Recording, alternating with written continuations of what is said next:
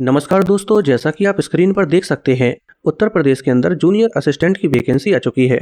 इसका एग्जाम उत्तर प्रदेश सब ordinate service selection commission करवाती है। इसके एप्लीकेशन फॉर्म 23 दिसंबर 2024 से शुरू हो चुके हैं और एप्लीकेशन की लास्ट डेट 22 जनवरी 2025 है। टोटल पोस्ट 2702 है, जो कई सारी कैटेगरीज में डिवाइड हैं। आप टेबल में देख सकते हैं। दोस्तों, ये एक मेंस एग्जाम है, लेकिन इससे पहले आपको पीईटी एग्जाम क्वालिफाई करना होता है और ये एग्जाम भी यूपी SSC करवाती है, जो उत्तर प्रदेश में होता है। दोस्तों, पीईटी एग्जाम 2023 में हुआ था। अगर आपने 2023 में पीईटी एग्जाम दिया था और पीईटी एग्जाम में अगर आप क्वालिफाई हो गए थे, तभी आप ये मेंस एग्जाम के लिए अप्लाई कर सकते हैं।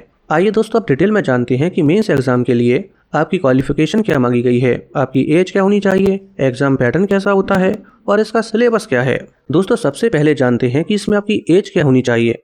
दोस्तों, इसमें आपकी एज 1 जुलाई 2023 के अकॉर्डिंग 18 से 40 साल के बीच होनी चाहिए। इसके अलावा इसमें आपको एज में रिलैक्सेशन भी दिया जाता है।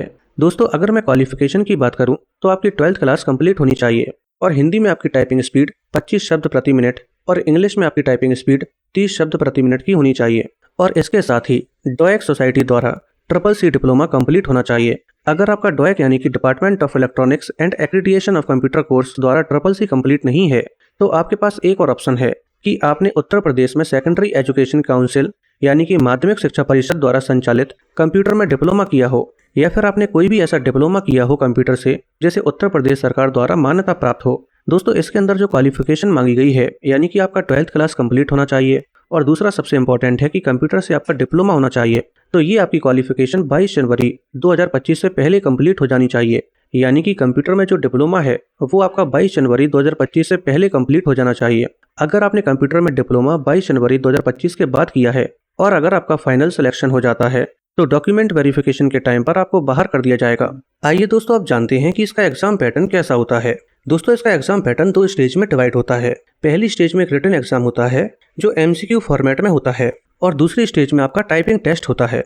पहली स्टेज में जो रिटन एग्जाम होता है, इसके अंदर 5 सेक्शन होते हैं। पहला सेक्शन हिंदी, परिज्ञान और लेखन योग्यता का होता है। इसमें टोटल 30 क्वेश्चन होते हैं और टोटल नंबर भी 30 ही होते हैं, यानी कि हर एक क्वेश्चन 1 नंबर का होता है। दूसरा सेक्शन सामान्य बुद्धि परीक्षण यानी कि जनरल इंटेलिजेंस टेस्ट का होता है। इसमें टोटल 15 क्वेश्चन होते हैं और टोटल नंबर भी 15 ही होते हैं। तीसरा सेक्शन सामान्य जानकारी यानी कि GS का होता है और इसमें टोटल 20 क्वेश्चन होते हैं और टोटल नंबर भी 20 ही होते हैं। चौथा सेक्शन कंप्यूटर नॉलेज और contemporary technological development and innovation से डील करता है। ये सेक्शन में टोटल 15 क्वेश्चन होते हैं और टोटल नंबर भी 15 ही होते हैं। पांचवा और आखिरी सेक्शन उत्तर प्रदेश की GS का होता है, जिसमें टोटल 20 क्वेश्चन होते हैं और टोटल नंबर भी 20 ही होते हैं।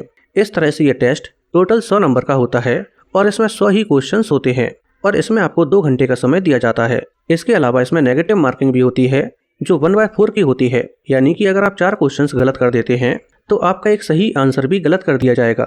दूसरी स्टेज पर टाइपिंग टेस्ट होता है और रिटन एग्जाम के नंबर के बेसिस पर कैंडिडेट्स को स्टेज सेकंड के लिए शॉर्टलिस्ट किया जाता है।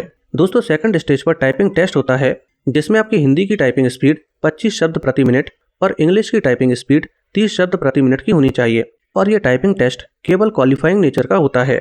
इसके अलावा दोस्तों, अगर मैं रिजर्वेशन की बात करूं तो केवल उत्तर प्रदेश के मूल निवासी जो SC, ST, OBC या फिर EWS कैटेगरी से बिलोंग करते हैं, केवल उन्हीं को ही रिजर्वेशन दिया जाएगा। दोस्तों, अगर आपको ये वीडियो पसंद आई हो तो वीडियो को लाइक करके चैनल को सब्सक्राइब कर लीजिए।